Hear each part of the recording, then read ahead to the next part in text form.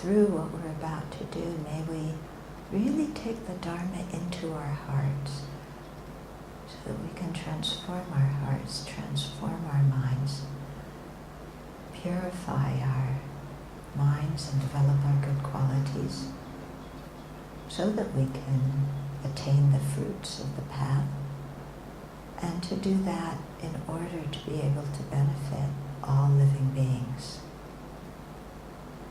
Let's have that be our motivation for sharing the Dharma today.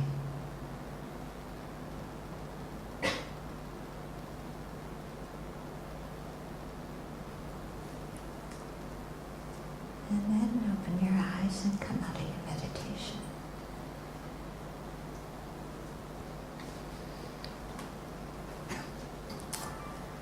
Okay, so we're going to talk today about the 8 dangers. And this is a poem by the first Dalai Lama. And I really want to thank you. You did such a beautiful job. Isn't this gorgeous? It's really gorgeous. Yeah. So I think you should definitely take this home, maybe laminate it, yeah, and then recite it every day. Yeah, because as we go through these different verses, you'll really understand the meaning and how valuable it is. And then if you recite it every day, it reminds you of what's important in your life and how you want to be. So let's take a minute. Let's see what happened to my glasses. On the table, to your right. Oh. Oops. Let's read them out loud together, okay? Dwelling in the mountains of wrong views of selfhood, puffed up with holding itself superior, it claws other beings with contempt. The lion of pride, please protect us from this danger. Not tamed by the sharp hooks of mindfulness and vigilance, dulled by the maddening liquor of sensual pleasures, it enters wrong paths and shows its harmful tusks. The elephant of ignorance, please protect us from this danger. Driven by the winds of inappropriate attention, billowing forth swirling smoke clouds of misconduct, it has the power to burn down forests of goodness. The fire of anger, please protect us from this danger.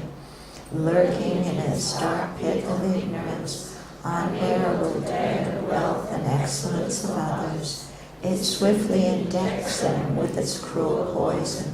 The snake of jealousy, please protect us from this danger. Roaming the fearful wilds of inferior practice and the barren wastes of absolutism and nihilism, they sack the towns and hermitages of benefit and bliss. The thieves of wrong views, please protect us from this danger. Binding embodied beings in the unbearable prison of cyclic existence with no freedom, it locks them in cravings tight embrace. The chain of miserliness, please protect us from this danger. Sweeping us in the torrent of cyclic existence so hard to cross, we're conditioned by the propelling winds of karma. We are tossed in the waves of birth, aging, sickness, and death. The flood of attachment, please protect us from this danger. Roaming in the space of darkest confusion, tormenting those who strive for ultimate aims, it is viciously lethal to liberation. The carnivorous demon of doubt, please protect us from this danger. Okay, so this poem, when we say please protect us from this danger, we're calling out to Tara. So this is a picture of Tara. We have some cards available for you too, yeah, on the table. So like I said before, Tara is a female emanation of the Buddha's mind, and she's green in color. Green has the connotation of success and growth, because you can see all the plants grow and they're green and everything. And she's sitting in a position. Her left leg is tucked in and her right leg is, stretched out. There's many statues of Kuan Yin sitting in that same position. And I think there's some connection between Kuan Yin and Tara. So the left leg, being tucked in, represents having full control of her mind and all of her internal energies, her chi, and so forth. And the right leg stretched out is stepping into the samsaric realms, the realms of suffering, to be able to benefit sentient beings. And then her left hand, the ring finger and thumbs are touching at the heart, and then her right hand is on her right knee, with the palm open. So this mudra, these two represent wisdom and compassion, the two fingers touching, so unifying wisdom and compassion in our practice. And then the three fingers are the three jewels of refuge. Okay? And then her right hand on her knee, again with the palm open, reaching out, is reaching out to sentient beings. Give me your hand, let me lead you. She's saying in that way. So Tara leads us. Her primary way of leading us or benefiting us is by giving teachings. And in that way we say that the Buddha's speech is the foremost way that the Buddha benefits us. We often think that the Buddha's body, we sing many homages to the Buddha's body and the 32 signs and so forth, and we praise the Buddha's mind, but it's really the Buddha's speech that is the method of directly benefiting us, because it's through teaching the Dharma. It's not through water, it's not through pujas, it's by teaching and then us practicing the teachings. So I really commend all of you giving up your day off on the weekend when you could be sleeping late, and having a good time, that you give up that kind of worldly pleasure and you come to the Dharma Center because you want to hear teachings. I think that's quite admirable on your part. So thank you for that, because you're opening yourself to be the recipient of the Buddha's speech. Okay. When we say to Tara in all these verses, please protect us from this danger, we're not seeing Tara as like some external god or something like that, because we might have the idea, here in this first one, the lion of pride, or maybe I'm being threatened by a lion, or, because in olden times this was a real danger, or maybe I'm being threatened by pride.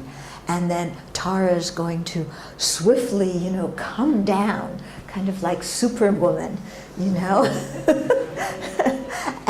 and then all of a sudden, pick us up and take us away out of danger. That's not the way Tara is going to help us. How is Tara going to help us is if we're in a dangerous situation, then we have to remember the teachings that the Buddha has given us beforehand and know how to think and how to work with our mind in that dangerous situation so that we can transform that situation into something that is conducive for the path. So we can transform our negative motivation into something positive, into something virtuous. Okay. So when we're saying to Tara, please protect us from this danger, we're saying, Tara, please give me the teachings and inspire my mind so that I can practice the teachings so that through this I can protect my own mind by transforming my mind and helping me transform any kind of external situation into something conducive for the path. Okay? That's what the real meaning is. So again, don't think of, Tara, kind of sailing down and picking you up and like that, okay? And just to give you a little bit of an example of how I use this in my own practice. When I have problems and, my mind is upset or something is going on in the environment with the people I'm with, and there's maybe some conflict or some turmoil, and then, my inside of me, I'm getting sad or I'm getting angry or I'm confused because I don't know how to handle the situation. What I do is I do what I call a 911 to the Buddha. Okay, in the U.S., our emergency code, whenever there's an emergency and you want the police or the fire department, on your telephone you dial 911. Okay, what do you do here? 999? Oh, okay. So you guys are going to do a 999 to the Buddha, okay? Yeah? And this is really what practice is about. You're in a difficult situation. Your mind is in turmoil. You're going, what am I, how can I calm my mind? How can I respond? I need help. So in your heart, you call out to the Buddha, you call out to Tara, and you say, please help me by helping me to remember the teachings that I've heard and helping me recall how to practice those teachings. Okay? So let's say it's a situation, maybe where I'm getting very arrogant, and then some people aren't respecting me the way I feel I should be respected because I'm so great, and I'm getting angry at them because they aren't respecting me. Okay, you ever had that situation? Yeah, maybe at work or in your family. It's like, oh, these people aren't recognizing how good I am and they aren't treating me properly. Yeah. And then to remember in that situation, oh, I'm calling out to Tara. Please help me learn how to practice in this situation, Tara. So then we remember this first verse.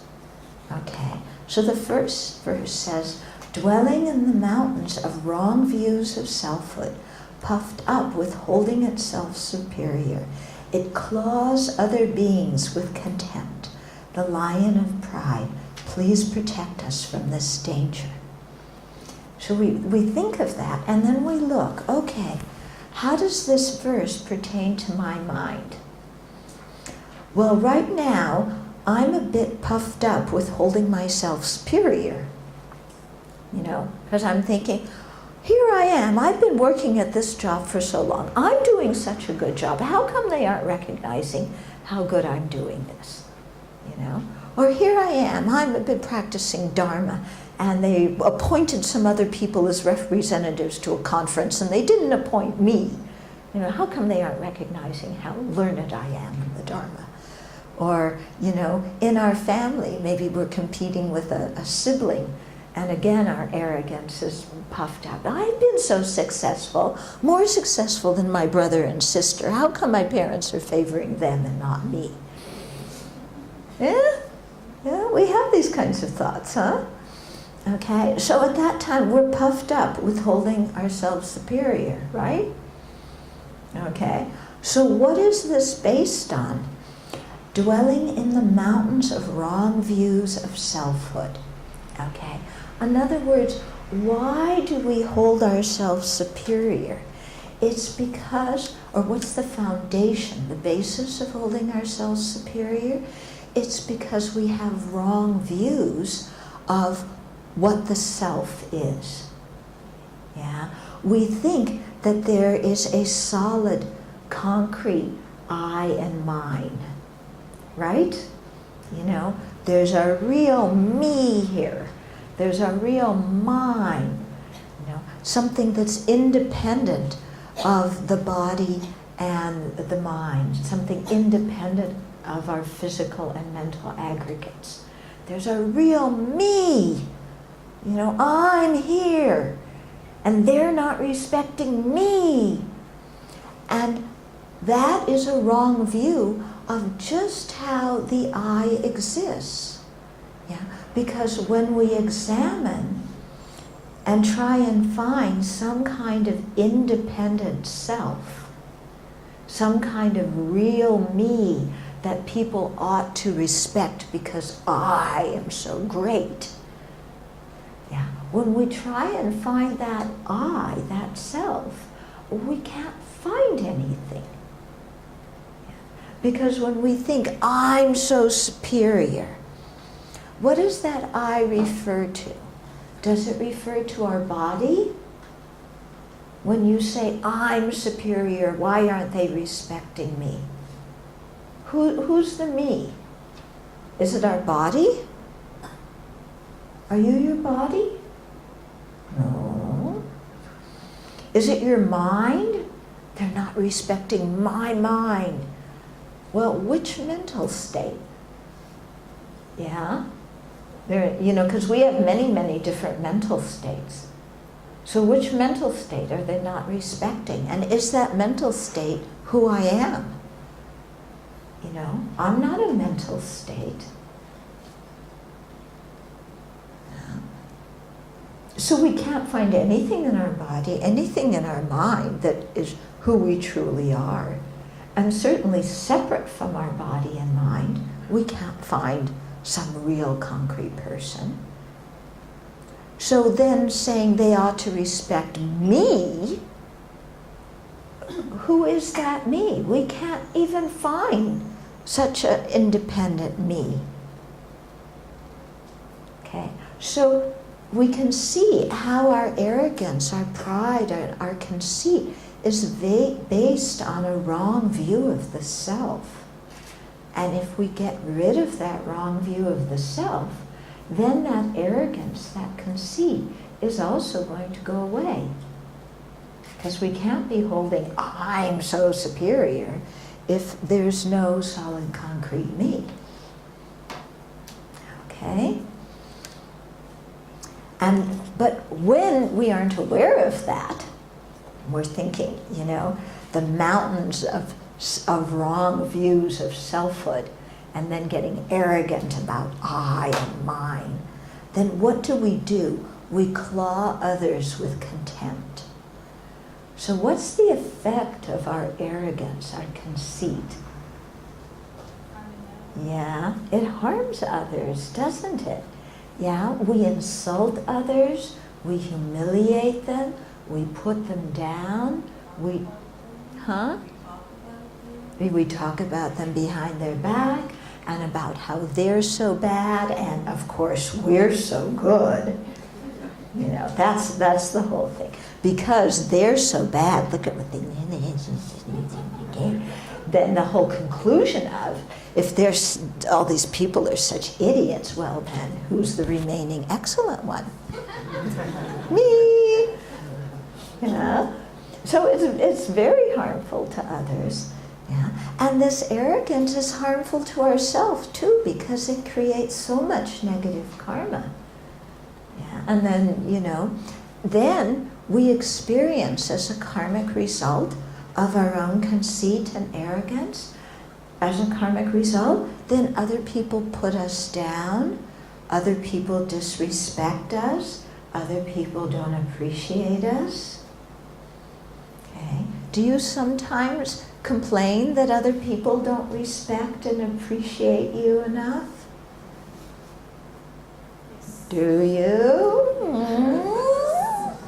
Couldn't we all use a little bit more acknowledgement of how wonderful we are? And we don't want to be humiliated, but, experiencing those kinds of situations is a karmic result of our own arrogance. Because we've clawed others with contempt. We've, it's very vivid, this imagery, isn't it? How you claw. You can see a lion, clawing others, ripping them to shreds with contempt. And that's how our speech is when there's arrogance. So we act that way towards others, so what kind of karmic result are we going to have? Others putting us down, humiliating us, denigrating us. Yeah, it's coming back, boomeranging upon us. Yeah. So here, the verse is making us understand the harm that holding an attitude of pride or arrogance does for ourselves and for others. And so when we see that harm, then with sincerity we can call out to Tara, the lion of pride, please protect me from this danger. Okay. So how is Tara going to protect us from this danger? What kind of teachings do we need to apply in our mind in those situations when we're getting puffed up? Okay. Well, first of all, if we meditate on selflessness and we get rid of these wrong views of selfhood, that's going to take away the foundation for our own arrogance. Okay, so here's the meditation on selflessness. That's an antidote. Yeah. I especially like this in Theravada, the English translation. Often they call it conceit instead of pride. And there's one kind of conceit, that's the conceit of I am. Oh, that one to me, that terminology is so vivid, the conceit I am. Because it's so based on this wrong view, and then just the thought in our minds, I am. It's so puffed up, isn't it? I am, I exist, therefore I'm the center of the universe. Who said that? Well, when we have these wrong views of selfhood, that's what happens. So Tara is going to remind us, meditate on no self. Yeah. Meditate or on not self. Sometimes not self is a better translation. Or selflessness. There is no such concrete self. If we meditate on that, all that conceit goes away. Yeah. Another way to oppose the lion of pride is to think about the kindness of others.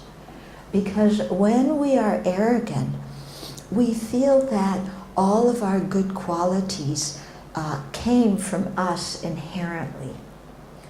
But when we actually look around and open our eyes to reality, we see that all of our good qualities are things that were nurtured by other people, that we aren't inherently superior.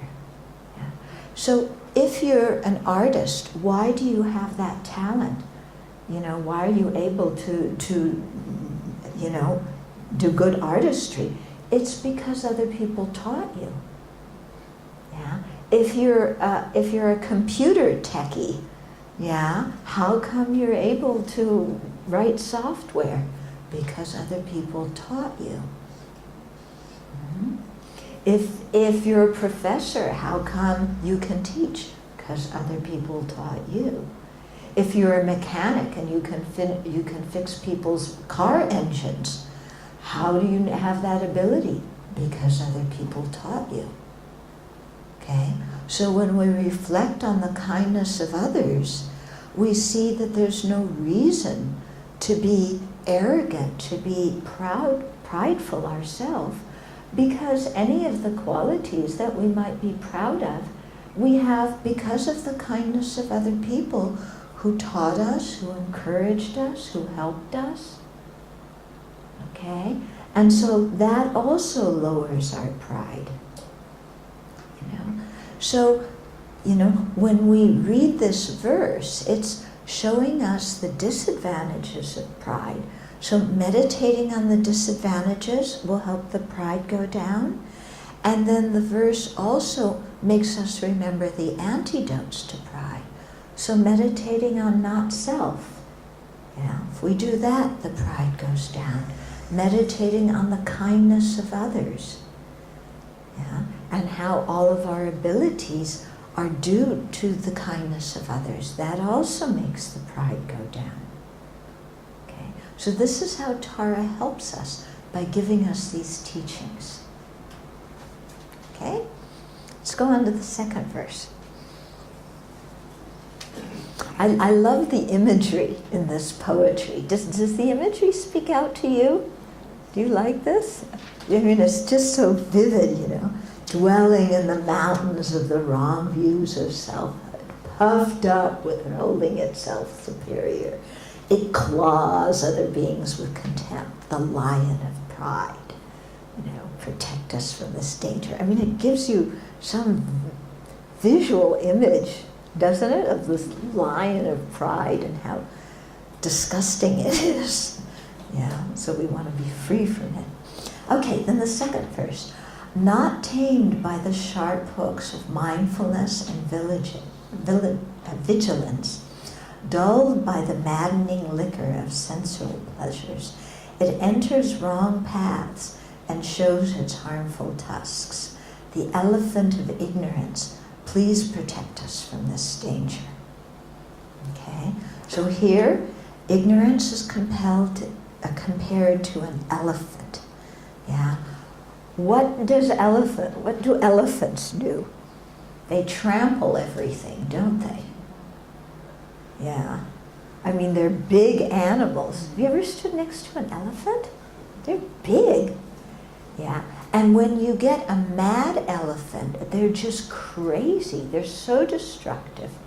You know, you remember the story of the Devadatta freeing this mad elephant to go kill the Buddha, yeah, and how the Buddha subdued the elephant with his metta, with his loving kindness. Mad elephants are just, they're really dreadful, something very fearful. Yeah, they trample everything. So here, you know, ignorance is compared to that mad kind of a mad elephant. So that mad elephant, yeah, if you're trying to tame an elephant, you have a hook and a rope. Okay? You know, elephant trainers need both of them. Okay? So the hook is mindfulness. Yeah? So mindfulness is what enables us to keep our mind on a virtuous object. Yeah? It helps our concentration. It helps us develop wisdom. So the mindfulness hooks our mind back to the view of reality. When we're developing shamatha, mindfulness hooks our mind back to the object of meditation. Okay? When we're going about our daily life activities, mindfulness hooks us back to our precepts. Okay, so we're the hook. You know, we need that hook of mindfulness to bring our mind back to reality. Whether we're doing things in our life, whether we're developing shamatha, whether we're developing insight and wisdom. We need that mindfulness. But ignorance, no mindfulness, okay? It's not tamed by the hook of mindfulness. And it's not tamed by vigilance. Here, vigilance is a translation for samprajana, yeah, which sometimes is translated as clear knowing, clear comprehension, introspective awareness. It has many different translations into English, the term samprajana. So that's vigilance here. And what vigilance means is it's a mind that checks up and sees what is going on in my mind at this moment, okay? It's a certain mental factor that monitors our mind. In scientific terms, they call it meta-attention. Yeah. So it's monitoring where am I placing my attention? So we need these two, mindfulness and vigilance, to be able to create virtue. Because with mindfulness, we keep our mind on a virtuous object. With vigilance, we check up and see that our mind remains on that virtuous object. Or we detect that the mind is off the object, and then it rings the fire alarm and says, non-virtue in the mind, non-virtue in the mind, okay? And then that warns us, okay, I have to recollect what the antidotes are. But the ignorant mind is untamed by mindfulness and vigilance. It's completely crazy. And it's dulled by the maddening liquor of sensual pleasure. Okay? So again, the imagery here. What is somebody like who gets drunk? Yeah? Somebody who is intoxicated, who is maddened by liquor. What are they like when somebody's drunk? Have you ever been drunk? No? I got drunk one time. Yeah. When I went to college, yeah, I thought, everybody talks about getting drunk. I want to get drunk and see what it's like. One time did it for me. Never again. Yeah? And if you look, when people are intoxicated, they're totally crazy. Yeah? I do prison work in the US. I correspond with people who are incarcerated in prison. 99.9% of them committed the crime that they're imprisoned for when they were intoxicated. Yeah? Why does the Buddha create the 5th precept against intoxicants? Yeah. It's not because the Buddha is trying to protect us from having fun. It's because when we're intoxicated, we get crazy. We say and do things, that we would never do in our right mind.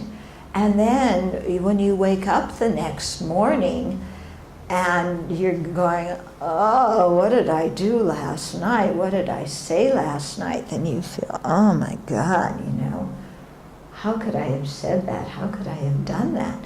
And it's because of drinking or drugging. So here, this elephant is maddened by the liquor of sensual pleasure, okay? So here the liquor is not, we see ordinary liquor, how it makes us crazy. But here what we get intoxicated on is sensual pleasure. So if you watch the mind, when we're really hooked on sensual pleasure, I want this, I want that. Oh, this feels so good. I want this beautiful thing. I want money. I want prestige. I want approval. I want a big house. I want a beautiful car. I want lots of possessions. I want to look gorgeous. I want beautiful clothes. I want jewelry. I want to be young again. I want this. The mind that is just completely filled with craving. It's, in fact, the mind is crazed by craving. Yeah? So that ignorant mind, untamed by mindfulness and vigilance, not knowing what in the world is going on, not focused on a virtuous object, and instead just totally involved craving, I want. Yeah? So that's the mind of ignorance. So what does that mind do? It enters wrong paths and shows it's harmful to us. Yeah? So when our mind is in that state, overwhelmed by ignorance, we go down so many wrong paths. We make bad decisions that then we have to experience the result of. Okay? So for example, a family member comes and tells you about a business deal. Oh, this is the quick way to make a lot of money. And one part of your mind is thinking, this doesn't sound like such a smart idea. but your mind is so filled with craving, but it's a quick way to make a lot of money. I want more money. With money then I can travel, I can do this, I can do that. So then you go down the wrong path and you join this relative in this bad business deal. And then what happens? Yeah, because you didn't listen to your own wisdom. You started doing something illegal, you tried to cut corners, then of course it falls apart. Yeah, maybe you get prosecuted in court. Yeah, or maybe the business crashes and you lose all your capital. But it's because of your own greed, being maddened by sensual pleasure. Okay, so we can see, when our mind is very overwhelmed by ignorance, we make very bad choices and we go down lots of wrong paths. And the sad thing is at those times that sometimes a friend or a relative may try and warn us. Yeah, they may try and give us advice like, you're not thinking properly, I wouldn't advise doing that. And we get very belligerent and defensive and, who are you to tell me that? I'm going to do what I want. And in actual fact, it's somebody who's trying to help us, but our ignorance is so deep that we mistake help for harm. Whereas somebody else comes and, is proposing this bad business deal, is proposing, this or that scheme, but because they flatter us, we follow them right away. Yeah, our own ignorance. Okay? So the elephant of ignorance, please protect us from this danger. So how does Tara protect us from the danger? Okay? This verse is telling us, develop our mindfulness. Develop our vigilance, our clear knowing, our samprajana. Yeah. Slow down and think well so we can discriminate virtue from non-virtue. Yeah. Learn about karma, follow the law of karma. Don't be so crazed by craving and let greed run our lives. Slow down, make good decisions. Okay? So we receive teachings. The Buddha gives us those teachings to do that. So we have to remember that. And the thing is, in all these verses, we have to practice the antidotes at times when these very strong afflicted mental states are not so active in our mind. Yeah. So we have to, generate our mindfulness and our vigilance in our daily practice. Not just wait until ignorance is very strong. Because when ignorance is very strong, it's very hard to be mindful and vigilant. Yeah, we have to develop those abilities when our ignorance is not so strong, so that when the ignorance arises, we have already trained in the antidotes. Okay? So it's like practicing. Before you take an exam, you have to study. Okay? So the exam is the time when the mental affliction is strong in our mind. Yeah. The study that we have to do beforehand is practicing the antidotes in our daily meditation practice. Yeah. If you take an exam without study, forget it. Okay? In the same way, if we don't prepare our mind by training in the antidotes, then when the afflictions come on strong, we're at a loss for what to do. Okay? So it's very important to have a daily practice. Very, very important. Okay, let's go on to the next verse. Driven by the wind of inappropriate attention, billowing forth swirling smoke clouds of misconduct, It has the power to burn down forests of goodness, the fire of anger. Please protect us from this danger. Okay? So get the picture in your mind. There's this forest of virtue.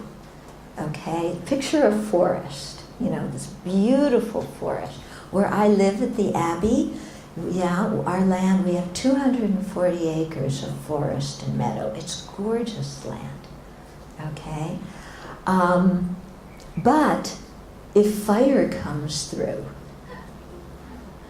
yeah, the fire, it can burn down the whole forest, can destroy the beauty of nature. Yeah, and when fire comes, it billows forth swirling smoke clouds. Yeah, I mean, fire is not something peaceful. It's like, yeah, it's like that. So you have these swirling smoke clouds of fire, yeah, that are burning up your forest of virtue.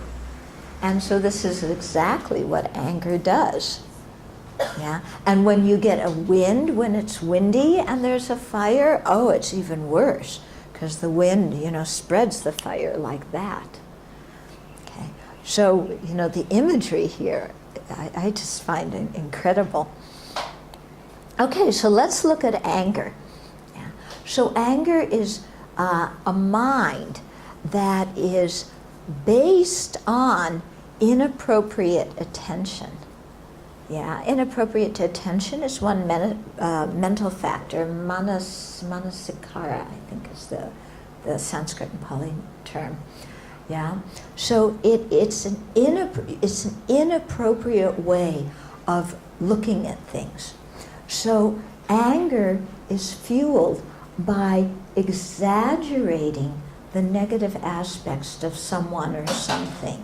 This is the inappropriate attention. It pays attention to a person, or it pays attention to an object or to a situation, but in an inappropriate way, because it exaggerates the detrimental aspects of that person or object, or it projects detrimental aspects. It projects harm where there isn't any. Okay? So anger is driven by that inappropriate attention. We have that inappropriate attention in our mind. And as a result of it, then anger arises and we want to strike at whatever it is that is disturbing us and destroy it, or we want to get away from it. Okay? So that's exactly what anger does. Yeah? We act in two ways when we're angry. One way is we explode, the other way is we implode. Okay? When we explode, we yell, we scream, we blame others, we shout. Sometimes we might even throw something at somebody. Yeah? And all the neighbors hear, and, we're exploding because we're furious.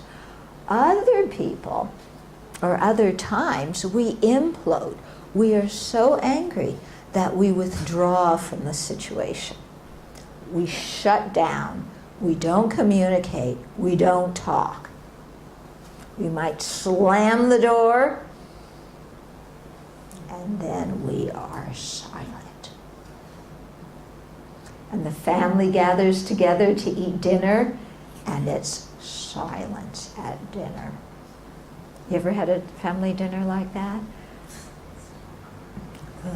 Your stomach. It's so hard to eat then, isn't it? Your stomach's tied up in knots. Okay? So, yeah. How many of you tend to be on the exploding side when you're angry? Oh, come on. How many of you explode when you're angry? You yell, you scream, you shout, maybe you throw something. Okay. How many people implode? You withdraw into yourself, you don't talk, you have a pity party. Yeah. How many of you do both, depending on the situation? Yeah? Okay. So it's very interesting, our usual methods for dealing with anger, to explode or implode. What are the results of exploding? Yeah? We push people away, don't we? Yeah? When we're exploding and we're yelling and screaming and throwing things and blaming and accusing, who wants to be with us? Nobody. Okay? When we implode and we withdraw into this icy coldness, yeah? And somebody comes around and, and says, oh, you look unhappy? What do? I'm not. We just won't even engage. We push somebody away. So both exploding and imploding, we are pushing people away. Now, when you're angry, well, first of all, who do you get the angriest at? Strangers or the people you care about the most? Who do you get angry at most? Yeah. People you care about, isn't it? Yeah. If you look, would you ever say to a stranger the cruel things that you say to a family member when you're angry? Think about it. Yeah? When you're mad at a family member, somebody who you really care about, we say the most horrible things, don't we? The most horrible things to the people we care about the most. We would never speak that way to a stranger. We may get mad at a stranger, yeah, but, not like we get mad at somebody we care about. Okay. So when we're angry at a family member, our behavior is pushing that person away. Is that really what we want at that moment when we're unhappy? To push that person away? When you're unhappy and you're angry because you're unhappy, what is it you're really wanting in your heart? Are you really wanting to destroy the relationship and push that person away?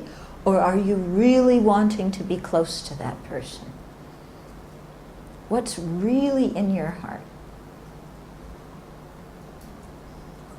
Yeah. What is it? Think about it. What's really in your heart? Your husband, your wife, your mother, your child, your father, your brother, your sister does something that you don't like, you're furious. In the depth of your heart, what kind of relationship do you really want to have with that person? You want to be loved, and you want to be able to love them, don't you? Yeah? In the depth of your heart, when you're angry at somebody that you're close to, really what's going on is you really want to be in harmony and to be close to them. But the anger is like a fire. It's like we're on fire, and nobody's going to come close to fire. Yeah? So our anger is actually self-defeating, isn't it? The anger is actually bringing about the opposite of what in the depth of our hearts we really want, which is to be close. Hmm? So anger is really our enemy, isn't it? Anger is not something that protects us. Anger destroys us. It destroys our relationships. Yeah. And similarly, when we were talking before, when you're drunk, how you say and do things that you can't believe. Similarly, when we're angry, oh my goodness, what we say and do is unbelievable. Yeah, isn't it?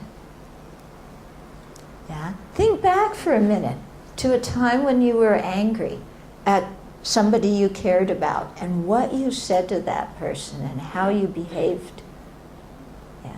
Is that something you feel good about in the depth of your heart? What you said? Yeah. Because now when our mind is calm and we can look back at that angry situation, we see how exaggerated our mind was, how our mind was impacted by inappropriate attention.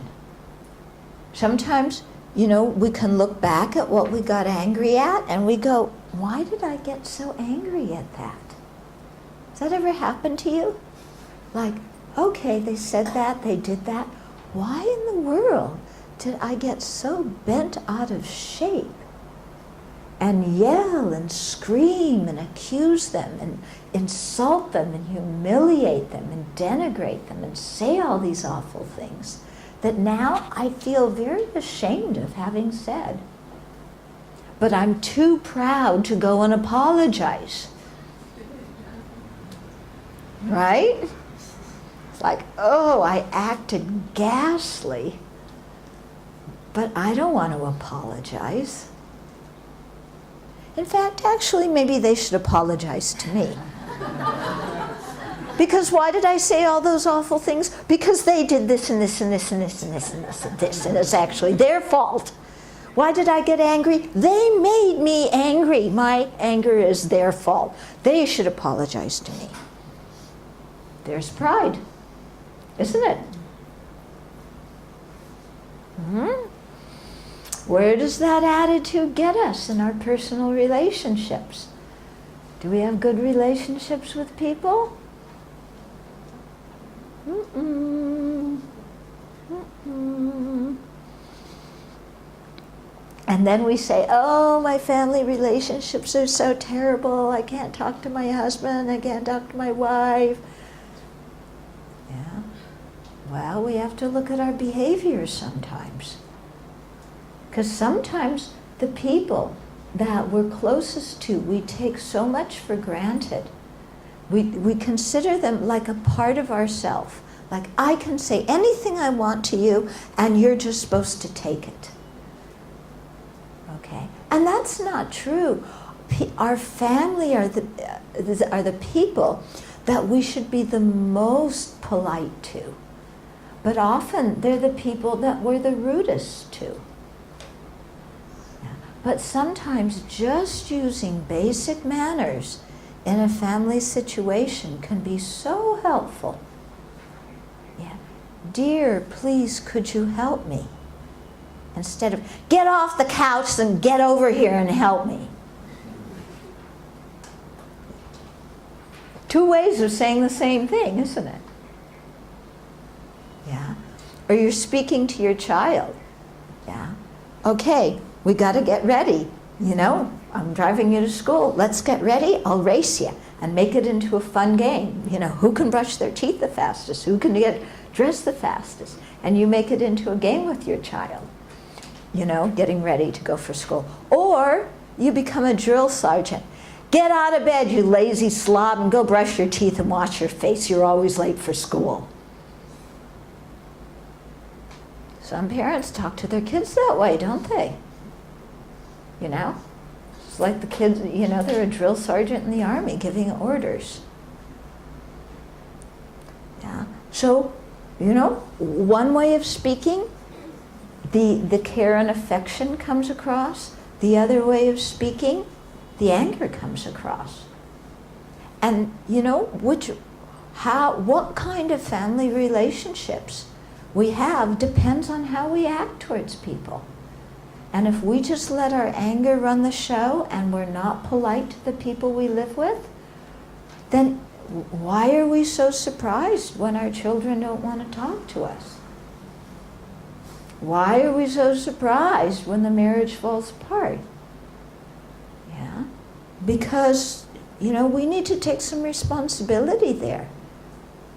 Yeah? Was I really being polite and courteous and sincere and helpful to the people I live with? Or was I always telling them that they should be polite and sincere and respectful to me?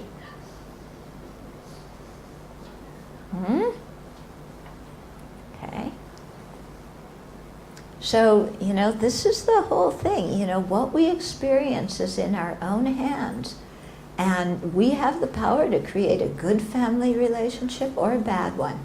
It's our choice and it's our responsibility. And not to blame the other person. Yeah. But look at our own actions. And come back, in our own hearts to how much we care about this person. And show our care and affection to them.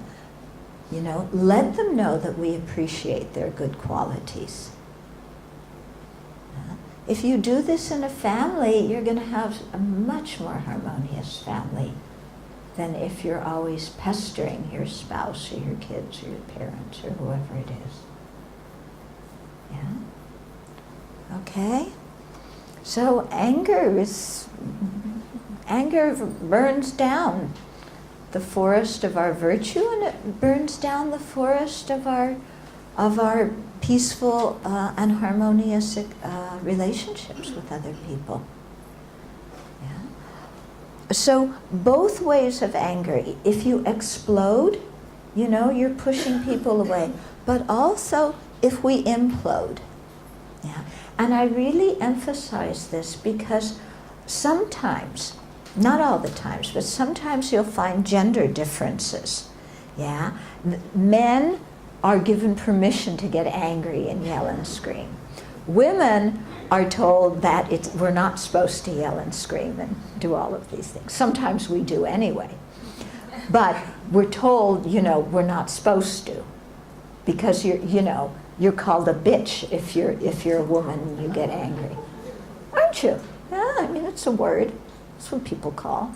So then what we do is we stuff our anger inside. Yeah. I'm not supposed to show anger. Maybe I was punished as a child when I showed anger. My brothers could get angry because, they're boys, but I'm not allowed to get angry. Yeah. So then you stuff the anger inside your heart, but then it comes out in the behavior too. Yeah. It's like, I just won't talk to you. Shut down. Won't talk to you. Yeah. Like I said, somebody comes along and says, oh, it looks like you're upset. I'm not upset. Yeah. We're sending waves of ice through the air. Yeah. And then everybody cowers, when we're in a bad mood and we withdraw in our anger. Oh boy. Yeah. Do you have somebody in your family that's like that when they get angry? It's like, and then all of a sudden everybody's like, yeah, when's the explosion going to happen?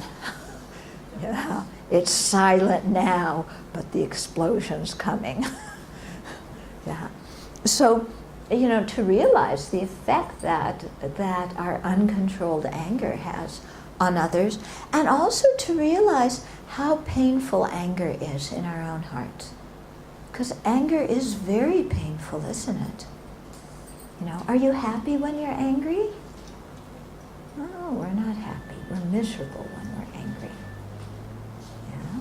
So, for our own sake, as well as the sake of others, let's do something about our anger and try and calm our mind down. Okay, so what do? What's the antidote to anger? There's a book, I don't know if we still have copies, we have one copy in the back called Working with Anger. Yeah, that book will give you all the antidotes to anger. His Holiness Dalai Lama also wrote a book called Healing Anger. Yeah, that describes all these different techniques to work to change how we look at the situation, so that instead of having inappropriate attention, we can look at a situation in a helpful way. Yeah? And so to really practice those antidotes to the anger, again, in our daily life, in our daily meditation practice. Yeah? And if you do that, two things will happen. One is you'll be able to heal a lot of the pain from previous disagreements that you've had. You know, pain where you're still holding some rancor towards somebody else who's harmed you in the past. If you practice these antidotes to anger, which bring about forgiveness, you know, you'll really be able to heal from a lot of things in the past. And an additional benefit is then when certain situations happen again in the future, you'll have some training in this antidote and you'll be able to apply it right away so that you don't get angry. Yeah, so I've talked about one of the antidotes before here is saying that this is a result of my own negative karma. And I find that antidote very, very effective. You know, when I'm just starting to get angry because this person did this, it's a result of my own negative karma. There's nothing to get angry at them about. Yeah, I was the one who did something negative in a previous life due to my own self-centered mind, my own selfishness. This karma's ripening on me right now. No sense getting angry and upset at anybody else. Yeah, I still have to deal with the situation. I still have to maybe speak clearly and effectively to the other person, or, you know, deal with it in some way. But I don't have to be angry when I'm dealing with the situation. Okay? So, the fire of anger, please protect us from this danger. So we've done three of the 8 dangers. We'll continue in the afternoon. I want to leave a few minutes for questions and maybe answers or comments that you might have. So now it's your turn. Yeah. And please feel free to ask whatever you want.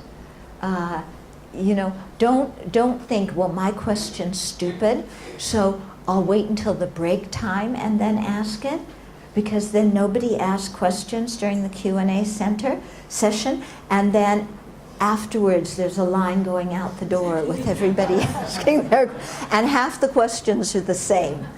Yeah. So chances are, if you have a question, somebody else might have something similar, so please feel free to ask.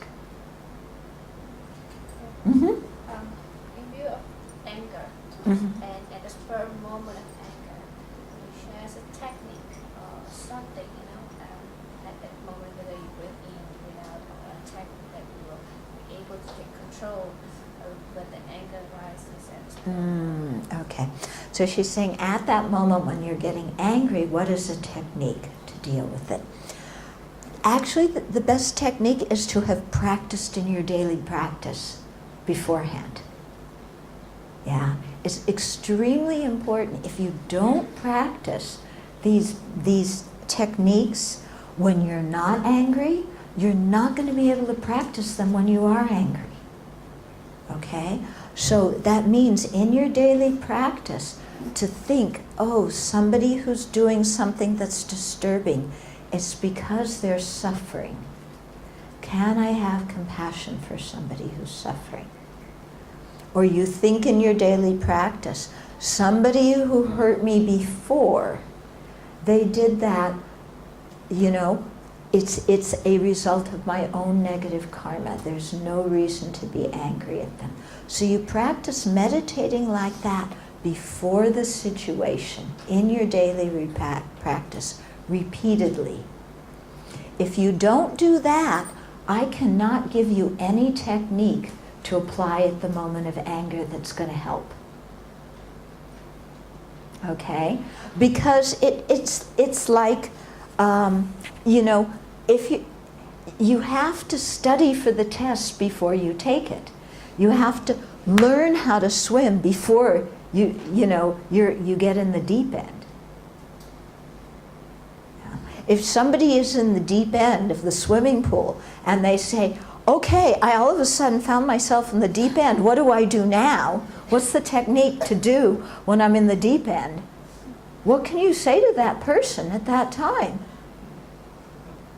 I can't teach you how to swim when you're in the deep end right now, But before you got in the deep end, you could have come to the swimming classes, and you could have practiced swimming, and then you would know what to do once you're in the deep end. So it's the same thing in our Dharma practice, okay? But having said that, it is important, this mental factor of vigilance, samprajana, that we are talking about.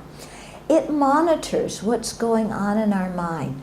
So if that mental factor is strong, then we can see when we're getting angry, when the anger is still small. Yeah, and that's a skill we have to develop, is to learn to detect the anger before it gets big and takes over our mind. Because it's like stopping a fire. If the forest is already blazing, can you stop that fire easily? No. If there's one little leaf that's starting to burn and you become aware of that leaf burning, you can put that out really easily, can't you? Okay, so the same thing. If you're aware of when you're starting to get angry, when the anger's still small, when it's still like you're just a little bit irritated, or you're just starting to get defensive, and you notice that, oh, anger's coming, then you think, I've got to be careful. Anger's this wildfire. I don't want to give in to anger. Because anger is going to destroy my relationships. It's going to destroy my virtue and my goodness. Yeah. What this person is doing, it's a result of my own negative karma. And plus, this is another way of thinking. When somebody does something harmful to me, it is a result of my own negative karma. So now that karma is getting used up. It's getting finished. So I should be happy. Yeah, because that same karma could have ripened in me being born in the preta realm, in the hell realm, in the animal realm. But instead of that karma ripening in having a horrible rebirth, it's ripening as this, kind of conflict with somebody. This person saying something to me right now. Actually, this person saying this to me, this is no suffering at all compared to being born in the hell realm. I can handle the suffering of somebody insulting me. That's easy. Isn't it, compared to the hell realm? Yeah? Somebody insults us, it's just, some small thing happening this life. Yeah, being born in the hell realm, that's a problem. So, okay, somebody insults me, let go. Who cares? I can handle that suffering. Now that karma that could have caused that hellish rebirth, it's ripening as this person insulting me. I can bear that. No problem. I'm not going to get angry. It's not worth it. And you let go. Yeah? And then you rejoice. Oh, good, that negative karma ripened. Now I'm free from it. Now it can't ripen in an awful rebirth. Yeah, that's good. I'm glad. Okay, do you see how we need to transform our mind? Yeah. If you're really going to practice the Buddha's teachings, we have to be willing to, pull ourselves out of these stories, these incorrect stories and our stubborn emotions. Yeah. We have to be willing to change our perspective. Yeah, otherwise, the Dharma can't help us. Mm-hmm. Regarding with this pride and anger, Mm-hmm. sometimes I think in normal situation, sometimes we will see this negative effect of pride or anger when somebody react of it. If, as whatever say just now, if there's a minor or small thing, sometimes we can't observe it, or sometimes we need to defend it. Just for example, we need to defend it. Oh, mm-hmm. Because to avoid somebody take for granted because we are so compassionate, or to protect our maybe the professionalism. Mm-hmm. Because if we don't have a certain pride, people may not be said that you are not professionalism. Mm-hmm. So the issue is when conflict happens, so we only observe that now maybe I'm too pride or too anger. Mm-hmm. The question is how to check the balance between the crossover to this concentration. Okay. So it's a good question. This is a common misunderstanding. Sometimes we think that applying the antidote to anger and not being angry means we let people walk all over us. Wrong. Wrong. Yeah. If there's a situation that is going on, we still have to deal with the situation. And we might need to be very assertive and very clear, but we don't need to be angry to do that. Okay? So let's say at work, a colleague is accusing you of doing something, yeah, of messing something up, and that in actual fact you didn't do that, yeah? Or maybe you did do what they're accusing you of, but you had a different purpose in mind, and that person is not understanding the purpose you had in mind. So you still need to explain to that person, yeah, what you were doing, why you were doing it, and clarify that so that that person has that information. But you can do that without being angry. So, for example, if somebody's saying, you know, oh, you did this and this and this and this, you can say, you know, I hear you're upset and you need confirmation that I was acting in a responsible way. And so let me explain to you what I was doing and why I was doing it. And then you explain.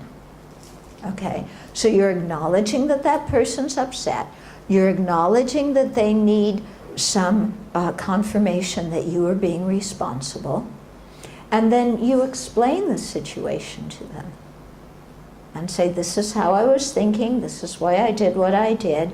You may not have known that. Yeah. And then that if you say that in a good voice, it opens the field for some kind of dialogue about the situation. Okay? So, you know, refraining from anger does not mean that you just stuff everything inside and let somebody step all over you or take you for granted. Yeah. It means that you really try and communicate. And the fact that you're not being angry enables you to communicate better. Because if your colleague is accusing you of something and you get angry and say, why are you accusing me of this? You know, you do the same thing. Why don't you mind your own business? Is that colleague going to listen to you? Are they going to respect you? No, they're going to, you know, say, oh, I knew it all along, you know. Okay? So we still have the responsibility to communicate well, but without getting angry. Okay? And we'll be much more effective. Okay? This is important. Yeah. Can I share my view? Mm-hmm. I think if someone gets angry with us, I think we should be thankful to them that they actually, can you hear me? Yeah, can you speak a little bit louder? Okay. What I'm trying to say is that if somebody will get angry and ask we should be very thankful to them Mhm. because they're actually helping us to purify our karma. Mhm. And Yeah. secondly, I believe that that actually with this type of people around, it only helps us to improve our practice. To be Mhm. more patience, to be more tolerance. This is my point Yeah. of view. So I really know actually and everybody should agree with me. Yeah, well, that's quite what I was saying when I said, you know, when somebody's angry at us, to say it's my own karma ripening, so I'm happy they're purifying my karma, yeah, and they're helping me to develop qualities like patience and fortitude that are very much needed on the path, yeah. So they actually say that real people who are practicing very seriously, then when somebody gets mad at them, they're actually happy. Yeah? When they have an enemy, it's like, oh good, now I can practice. Because it sounds crazy. From a worldly view, it sounds crazy. But from a Dharma viewpoint, it makes a lot of sense.